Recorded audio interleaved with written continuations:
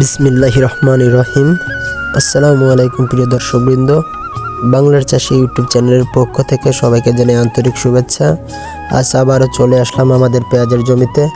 তো দেখতে পাচ্ছেন আল্লাহর অশেষ রহমতে আমাদের প্রতিটা পেঁয়াজ বেশ সুস্থ রয়েছে। আমার এই পেঁয়াজ লাগানোর বয়স আজ 25 দিন।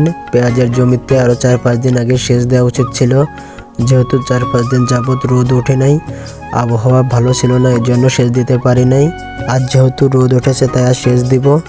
তো আজকে আমার এই পেঁয়াজের জমিতে কি সার ওষুধ দেবো সেচ দেওয়ার আগে, তার সম্পূর্ণ প্র্যাকটিক্যালি আপনাদের মাঝে আজ তুলে ধরবো। তো ভিউয়ার্স, আমি এই জায়গায় 40 কেজি ডিএপি সার নিয়েছি। আমার জমির পরিমাণ 20%। আমি যেহেতু শেষ চাষের চারা রোপণের আগে আমার ডিএপি সারের পরিমাণ কম ছিল, তাই এবার শতক প্রতি 2 কেজি করে দিচ্ছি।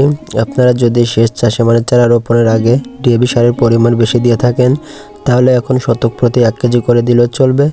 এবং আমার এই 40 কেজি ডিএপি সারের সাথে 2 কেজি এসওপি সার মিশিয়ে দিচ্ছি।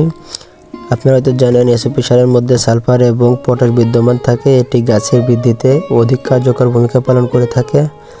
এবং এর সাথে 1 কেজি হিউমাইট ডাবল প্লাস অর্থাৎ শিকড়বর্ধক দিচ্ছি। এই শিকড়বর্ধক গাছের শিকড় বৃদ্ধিতে সহায়তা করে, যাতে শিকড়গুলো মাটি থেকে পরিপূর্ণভাবে খাদ্য শোষণ করতে পারে এবং গাছের বৃদ্ধি যাতে পরিপূর্ণভাবে হয়। তার সাথে আমি 1/2 কেজি ম্যানকোজেব মিশিয়ে দিচ্ছি। জমিতে যেহেতু সেচ দেব, যাতে সেচ দিলে পারে পেঁয়াজের শিকড়গুলোতে পচন না ধরে। আমি এই সার ওষুধগুলোর সাথে 1 কেজি বেস্ট সালফ দিয়ে দিচ্ছি। এই বেস্ট সালফের মধ্যে সালফার বিদ্যমান, অনেকে চাইলে থিওবি2 ব্যবহার করতে পারেন।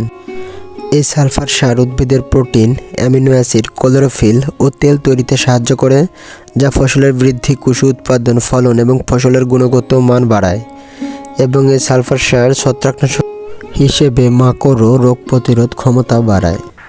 তো এই সবগুলো সার একসাথে মিশিয়ে জমিতে ছিটিয়ে দেওয়ার পরে আমি সেচ দিয়ে দিচ্ছি। আপনারা চাইলে সকালের দিকে সেচ না দিয়ে বিকালের দিকে সেচ দিতে পারেন।